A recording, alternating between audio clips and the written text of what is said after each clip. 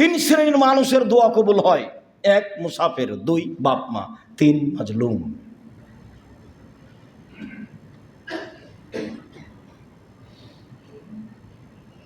মুআয ইবনে জাবাল রাদিয়াল্লাহু তাআলা আনহু বলেন, রাসূল সাল্লাল্লাহু আলাইহি ওয়াসাল্লাম বলেছেন,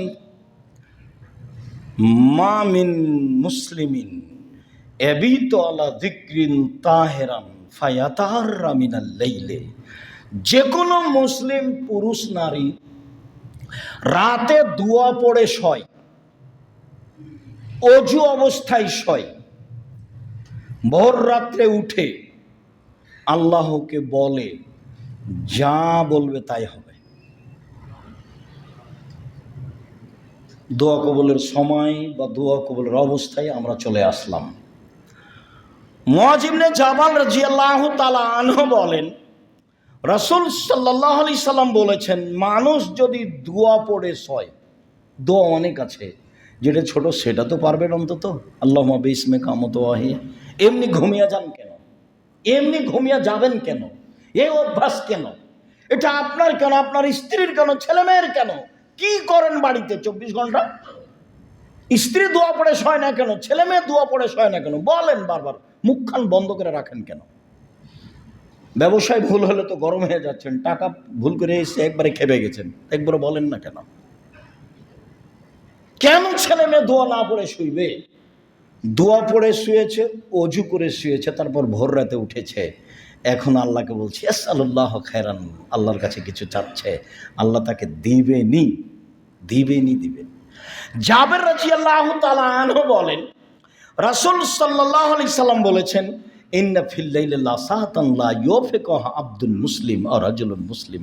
রাতে একটা সময় রয়েছে, রাতে একটা সময় রয়েছে, ওই সময়ে কোনো যদি মুসলিম পুরুষ নারী চায় খায়রান মিন আমরিদ দুনিয়া ওয়াল আখিরা, ইহকালের কল্যাণ, পরকালের কল্যাণ, ইহকালের কিছু, পরকালের কিছু, ইল্লা আতাহু ইয়াহু, আল্লাহ তাকে দিবেনি, দিবেই দিবে, আল্লাহ তাকে দিবেনি, দিবেই দিবে। এই কথা মুহাম্মদ সাল্লাল্লাহু আলাইহি ওয়াসাল্লাম বলছেন।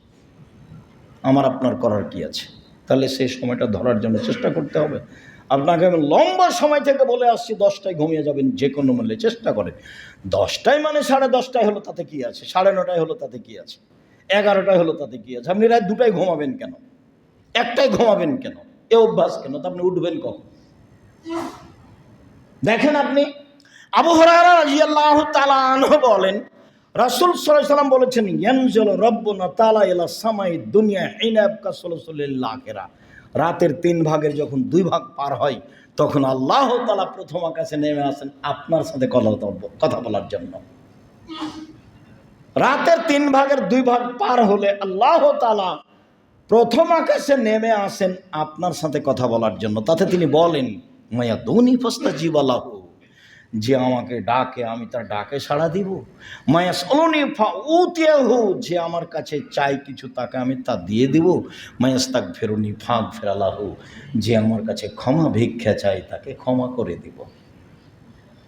আল্লাহ নেমে এসে বলেন আর আমি ঘুমিয়ে থাকি। দেখেন তো এটা কেমন হয়? এটা মানাই কেমন? এই ছেলে, আজানের পর থেকে নিয়ে খুতবা শেষ হওয়া পর্যন্ত কে আপোষে কথা বলতে পারবে না। জায়গা যদি না হয় তাহলে উপরে আছে, না হলে বাইরে বসতে হবে।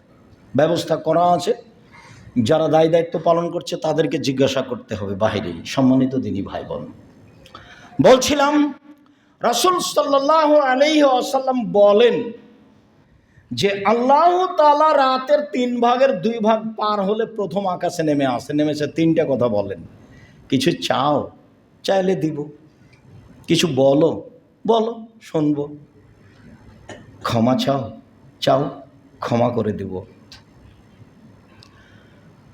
উসমান ইবনে আস রাদিয়াল্লাহু তাআলা আনহু বলেন, রাসূল সাল্লাল্লাহু আলাইহি ওয়াসাল্লাম বলেছেন, ফতিহাত আবওয়াবুস সামায়ে নিসফাল লাইলে, রাত 12টা পার হলে আকাশের সব দরজা খুলে দেওয়া হয়।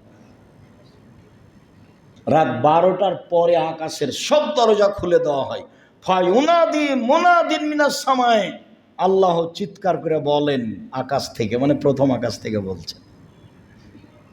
আল্লাহ তাআলা বলেন, হাল মিন দাইন ইস্তাজাবা লাহু, কেউ কিছু বলে কি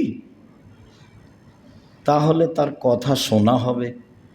হালমিন সাইন ফাউতি আল্লাহ, হালমিন সাইলিন ফাউতি আল্লাহ, কেউ কিছু চায় কি চাইলে তাকে দেওয়া হবে। হালমিন মাকরুবিন ফায়ুফাররাজু আনহু, কেউ বিপদগ্রস্ত কি তাহলে তাকে উদ্ধার করা হবে। আল্লাহ বলতে থাকেন এভাবে, আমি তখন ঘুমিয়ে। এটা কি মানাচ্ছে? কেউ চায় কি চাইলে দেওয়া হবে, কেউ কিছু বলে কি বললে শোনা হবে, কেউ কি বিপদগ্রস্তের কথা বললে তাকে উদ্ধার করা হবে।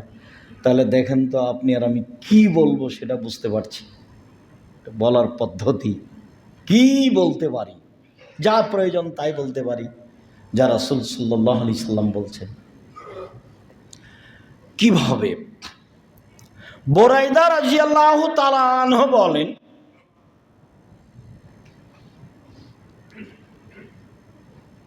সামিয়া রাসূলুল্লাহ সাল্লাল্লাহু আলাইহি ওয়াসাল্লাম রাজুলান ইয়াকুলু, আল্লাহর রাসূল একজন লোককে বলতে শুনলেন।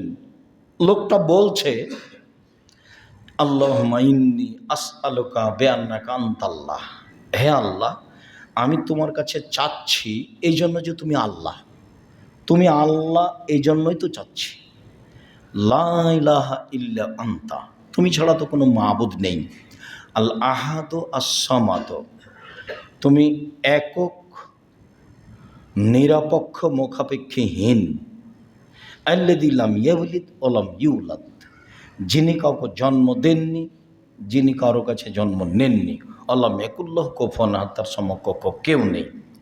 এই পর্যন্ত যখন লোকটি বলল তখন আল্লাহ রাসূল বলছেন, দা আল্লাহ বিসমিল আজম, লোকটি ইসমে আজম দিয়ে প্রার্থনা করেছে। লোকটি ইসমে আজম দিয়ে প্রার্থনা করেছে। এই যা সইলা বিহি আতা, এ দিয়ে চাইলে আল্লাহ দিয়ে দেন, এই দিয়ে চাওয়া হলে আল্লাহ দিয়ে দেন। ওই যা দয়া বিহি আজাবা, এই দিয়ে প্রার্থনা করলে কবুল করে নেন, এই দিয়ে প্রার্থনা করলে আল্লাহ কবুল করে নেন। তাহলে কবুল হওয়ার জন্য এইটা একটা জরুরি বিষয়। সাদ রাদিয়াল্লাহু তাআলা আনহু বলেন, রাসূল সাল্লাল্লাহু আলাইহি ওয়াসাল্লাম বলেছেন, দাওয়াতু জিন্নুনে ওয়া ফি বাতনিল হুত, লা ইলাহা ইল্লা আনতা সুবহানাকা ইন্নী কুনতু মিনাজ জালিমিন। ক্বালা রাসূলুল্লাহ সাল্লাল্লাহু আলাইহি সাল্লাম, লা ইয়াদু বিহা রাজুলুন মুসলিম ইল্লা ইস্তাজাবা লাহু। কোন মানুষ যদি ইউনূস আলাইহিস সালামের ওই দোয়া পড়ে যে দোয়া তিনি মাছের পেটে বলেছিলেন, ইউনূস আলাইহিস সালাম মাছের পেটে বলেছিলেন, লা ইলাহা ইল্লা আনতা সুবহানাকা ইন্নী কুনতু মিনাজ জালিমিন। এখানে কিন্তু আমাকে বাঁচাও এরকম কোনো কথা নেই, তুমি ছাড়া কোনো মাবুদ নেই, তোমার আমি পবিত্রতা ঘোষণা করছি, আমি অপরাধীদের একজন, তবে পাপী স্বীকৃতি আছে, আমি পাপ করেছি তার স্বীকৃতি আছে।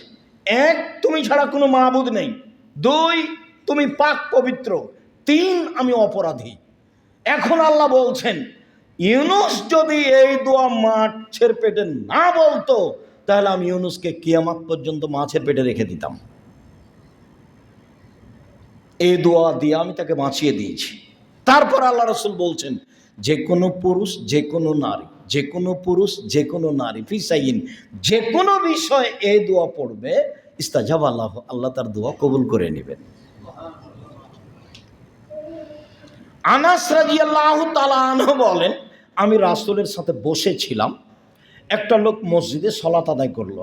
সালাত আদায় করার পরে বলছে, আল্লাহুম্মা আন্না লাকাল হামদ, হে আল্লাহ তোমার প্রশংসা, লা ইলাহা ইল্লা আনতা, তুমি ছাড়া কোনো মাবুদ নেই। আল হান্নানু আল মান্নানু, তুমি দয়াশীল, তুমি অনুগ্রহশীল। বাদিউস সামাওয়াতি ওয়াল আরশ, তুমি আসমান জমিনকে নমুনা ছাড়াই সৃষ্টি করেছ। ইয়া হাইয়্যু ইয়া কাইয়্যুম, আসআলুকা, হে চিরস্থায়ী, হে চিরঞ্জীবী, আমি তোমার কাছে চাচ্ছি। রাসূল সাল্লাল্লাহু আলাইহি ওয়াসাল্লাম বললেন যে দা বে ইসমিল আজম, এই ইসমে আজম দিয়ে দোয়া করেছে, এখন যা বলবে সেটা আল্লাহ মেনে নেবেন, এখন যা বলবেন সেটা আল্লাহ মেনে নেবেন। তাহলে এগুলো সব ইসমে আজম, এগুলো আগে পড়তে হবে, তারপরে দুরূদ।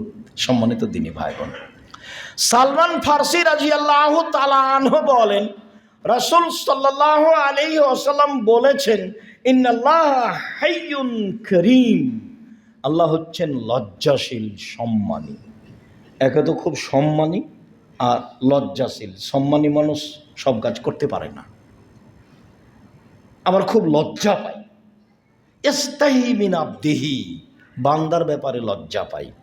এই যা রাফা ইলাইহে ইয়াদাইহে আয়রুদ্দুমা সিফরান, যখন হাতখান উঠিয়ে তার দরবারে বলে তখন আল্লাহ ফিরিয়ে দিতে লজ্জা পায়। হাত উঠিয়ে যখন তার দরবারে বলে কিছু, তখন লজ্জা পায়।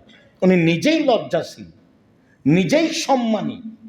আবার বান্দা যখন হাত উঠিয়ে কিছু বলে তখন খালি হাত ফিরিয়ে দিতে লজ্জা পান।